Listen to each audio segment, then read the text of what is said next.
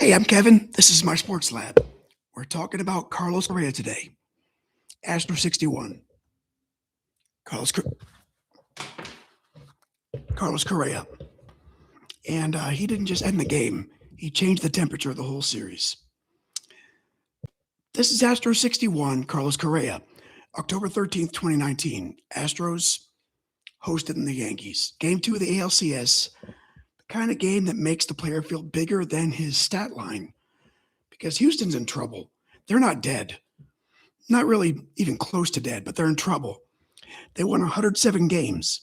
They had Justin Verlander, Garrett Cole, and a lineup that really made a pitcher feel like he was walking through airport security with a bag full of forks or box cutters. But the Yankees had won 103 games as well. In game 1, they came into Minute Maid Park and shut Houston out. They shut them out 7-0. So even though game 2 is not technically a must-win, kind of feels like it. Because lose this one, the Astros are going to go to the Bronx down 0-2, and they'll need to win 2 out of 3 on the road just to bring the series back home. If they win it, everything resets. The whole ALCS becomes one of those heavyweight things where nobody has control yet, but everybody's bleeding just a little bit. Standing right in the middle of that, Carlos Correa. And he wasn't just another Astros prospect. He was the pick. First overall in 2012. Puerto Rico Baseball Academy. Teenage shortstop with a grown man's frame. Huge arm. The kind of presence teams pretend they don't draft for, but they do. Houston was still crawling out of the 100-loss swamp when they took him. So Houston wasn't just bad back then. I know you remember. They were experimental bad. Spreadsheet bad. Tear it down to the studs. Correa was supposed to be one of the first stable signs that the pain had a point to it. Then he became exactly that. He reached Houston in 2015. He won the AL's Rookie of the Year award and immediately looked like he belonged in October. It's not just a slap-hitting glove guy who had to grow into the moment. He arrived with power, posture, and a little bit of timing, theatrical timing. By 2017, he was one of the faces of a real championship team. And by 2019, he was a strange kind of veteran. He was still only 25, but he was already sort of, weathered, already decorated, already hurt more than Houston wanted. And that's the part that matters here because Correa's 2019 had been chopped up. He missed time with a fractured rib. He missed more time with back trouble. He came into October as a star, but he wasn't a star running downhill with a full season behind him. He came in as one of those guys everybody believes in, but nobody's totally sure how much is in the tank. You remember Brantley in 2022? Then this game starts, and he becomes the whole tank. The Astros get their first run of the series in the second inning. That's how weird this is. All that offense, all those wins. And through game 1, plus the start of game 2, Houston still didn't score. Then Correa came up against James Paxton and lined a double. Alex Bregman scores. Minute Maid gets to exhale. It's 1-0 Astros. So now this looks like a Verlander game. That's the false comfort because the story is going to try to trick you here. Verlander retires the first 9 Yankees he faces. You start to think this is going to be simple. The ace is at home. Early lead. Series tied. Good night. But no, the Yankees don't do simple. Not this version. They had Aaron Judge, and once DJ LeMahieu walked in the 4th, Judge turned the whole room around with one swing.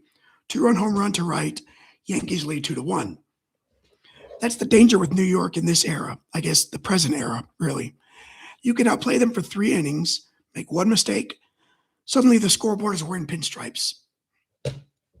Houston answers in the 5th. George Springer gets Adam Ottavina and hits one high to left. Now it's 2-2. The crowd's back. The game's even.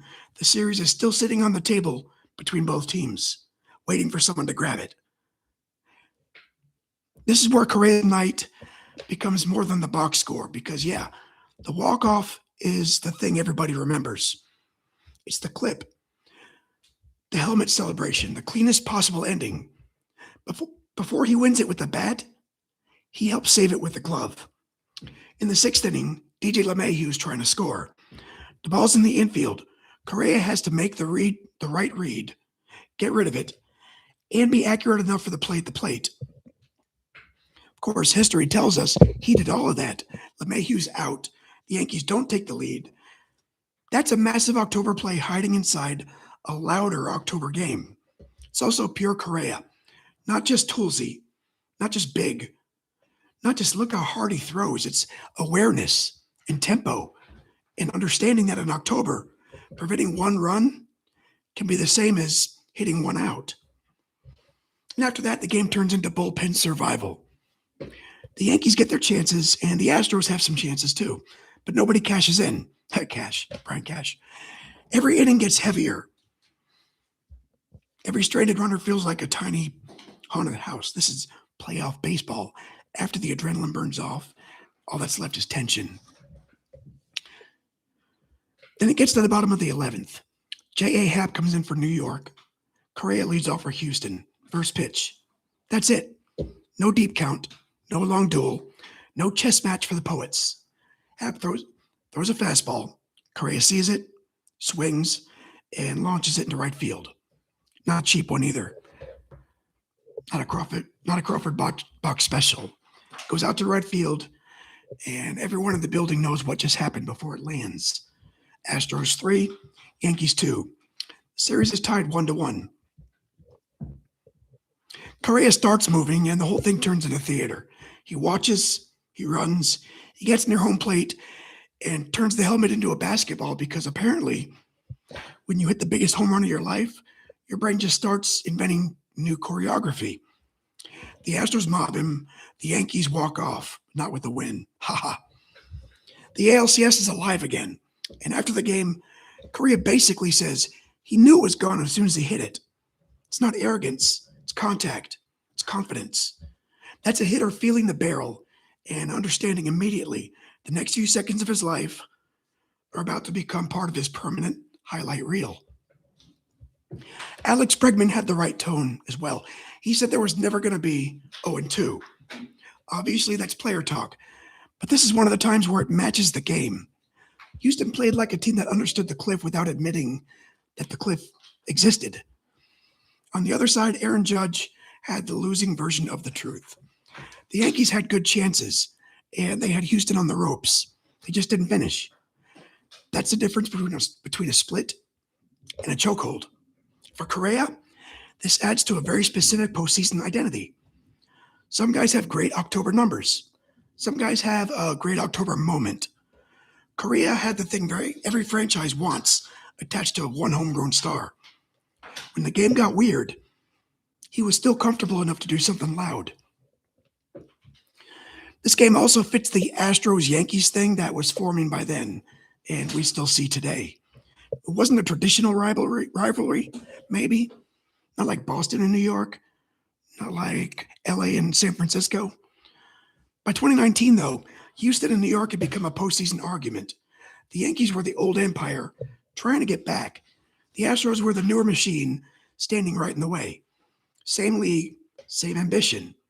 Very different emotional temperature. For a while there, the Astros keep getting the last word.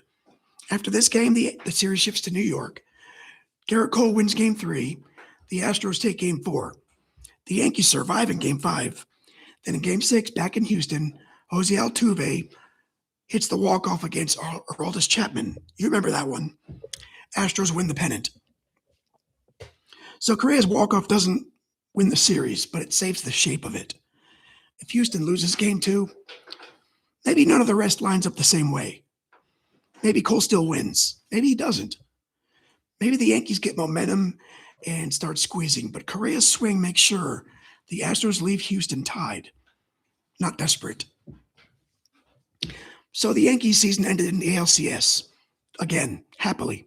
They had 103 wins, dangerous lineup, enough power to scare anybody, but the decade closes without a Yankees World Series appearance. And Houston's a major reason why. Like that. Houston goes on to the World Series against Washington, and that turns into another strange chapter. The road team loses every game, or wins every game. The Astros take a lead in Game 7, and the Nationals flipped it late. Washington won the title. Houston was left with one of the better teams in recent memory that didn't finish the job. You know what happened next? After 2019, the sign stealing scandal, the 2017 title becomes argued over. The players become villains in most of the sport. Correa, maybe more than anybody, becomes one of the public defenders of that team. He takes on criticism directly, sometimes a little too sharply, but always with the same posture that he had on the field. Chest out, not backing away. And his career keeps moving. In 2021, he had one of the best all-around seasons. He won the Gold Glove and the Platinum Glove, made another deep run with Houston, and left in free agency. He signed with Minnesota in 2022 and entered one of the strangest contract sagas baseball's ever seen. Do you remember? The Giants deal, that fell apart. And then New York was going to sign him, the Mets, that fell apart. Somehow he wound up back with the Twins, and the issue was his ankle, the old surgically repaired one, and it follows him like a shadow still. Correa had a strong stretch in Minnesota. He helped the Twins win a playoff series in 2023. That matters because that franchise had been carrying October failure like a backpack full of cement. I think it was 32 years between wins. Then in 2025, the circle closed. Minnesota traded Correa back to Houston, and he returns to the Astros, older, changed, more complicated, but he's still Carlos Correa in the Astros uniform, the captain. In 2026, the ankle bites again. A torn tendon ended his season after just 32 games. And that's a recurring frustrating thing about Correa's career because his greatness is obvious. He reached number 9 on this ranking in 9 years? The greatness is obvious, but the interruptions are obvious too. He's one of those players where the story's never clean, but it's also never boring. And that brings us back to October 13th, 2019, because this is the cleanest version of Correa. He's healthy enough, loud enough, smart enough, and big enough for the inning. An RBI double to wake up the offense, a defensive play to keep the game tied, a first pitch walk-off home run to send everybody home. So it's not just a player having a good night. It's a player taking up the whole script. Next up, we leave Houston and go to St. Louis for Blue 12. Jay Bouwmeester, May 21st, 2019. Different sport, different kind of legacy. Bouwmeester wasn't a fireworks player. He was high mileage. He was calm. He was a defenseman who played forever without getting to the final stage. Suddenly, the Blues are one win from the Stanley Cup final, with San Jose standing in the way. So that one isn't about a walk-off swing. It's about a long wait finally running out of road. But for now, this was Carlos Correa, Game 2, 2019 ALCS. A tied series, 5-hour fight, and one-pitch swing that turned panic back into possibility. The first pitch swing that turned panic back into possibility. Astro 61, Carlos Correa, the helmet jumper. And if you're still here, thank you. If not, thank you. Maybe I'll see you next time.